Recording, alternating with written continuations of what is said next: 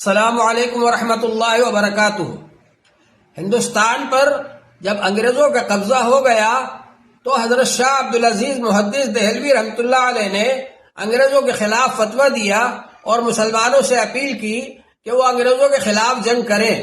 چنانچہ ان کے خلیفہ حضرت سید احمد شہید بریلوی رحمۃ اللہ علیہ اور حضرت مولانا اسماعیل شہید دہلوی رحمۃ اللہ علیہ نے انگریزوں کے خلاف کھڑے ہو کر کے جنگ کی مقابلہ کیا اور وہ حضرات شہید ہوئے۔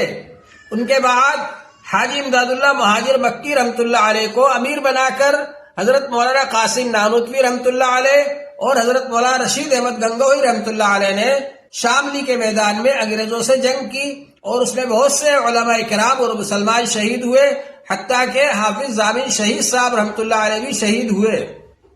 ان کے بعد میں یہ سلسلہ چلتا رہا۔ بہت سے حضرات جا کر ظفر شاہ بادشاہ سے مل گئے اور ان کے ساتھ مل کر کے انگریزوں کے خلاف جنگ کی۔ سیور میں بھی اور دوسری جگہوں پر بھی، میرٹھ وغیرہ میں بھی یہ جنگیں ہوئیں۔ ہمیں ان بزرگوں کی یاد رکھنا چاہیے کہ انہوں نے کتنی قربانیاں دی ہیں۔